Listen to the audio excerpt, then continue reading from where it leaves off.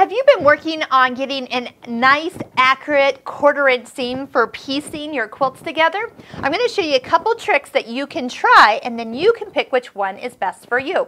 So first off, a lot of people will purchase a quarter-inch foot with the guide. That is one that's probably the most popular. You just use this with a regular straight stitch, center needle position, the exact stitch that comes up when you turn your machine on, so you don't do anything.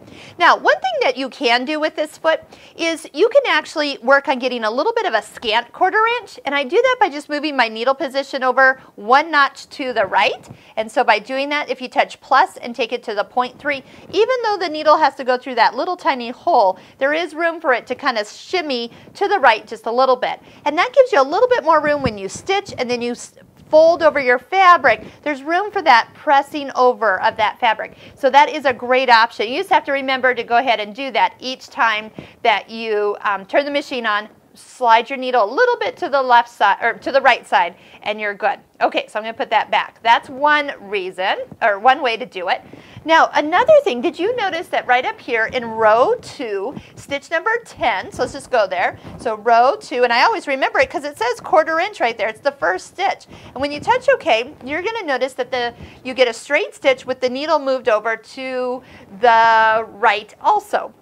It says foot A. Foot A is just your standard presser foot, but it has been moved over so it's the perfect quarter-inch if you go right along the edge of your foot. And once again, if you like that little scant option, you can just plus it over just a hair more, which is, I love it. It really makes a difference when you're sewing triangles together and they're not lopping off the tips there. Okay, so we'll put that back. But there is also a foot, and this is actually called, the exact wording is a quarter-inch edge stitching foot. And it looks like this. It looks like your regular A foot, but it has a guide. And look where the red line is. The red line is lined up with the quarter-inch mark. So when you buy this foot, you use it with that row 2 stitch 10 that's built into your machine. And once again, you can hike it over just a hair if you want.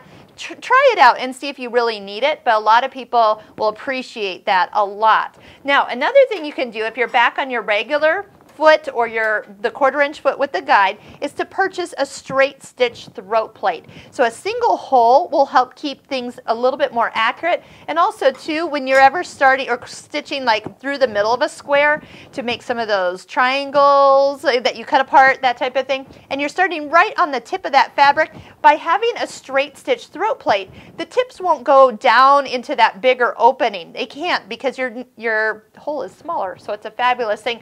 Just remember, if you put a straight stitch throat plate on, is to go over to your set menu, right here where the tools are, touch tools, and then arrow down to stitch width safety. Turn that on, and then go out of tools. Now the only thing when you do that, you cannot wiggle it to get that scant quarter-inch. But I will guarantee when you forget and leave this plate on, you won't accidentally select a zigzag or decorative stitch and break your needle. So you've got lots of options. You pick the one that's best for you. For me personally, this foot, the quarter-inch edge stitching foot with the guide used with stitch number 10 in row 2, this is my favorite because that gives me the most accurate quarter-inch seam when I'm piecing my quilt blocks together.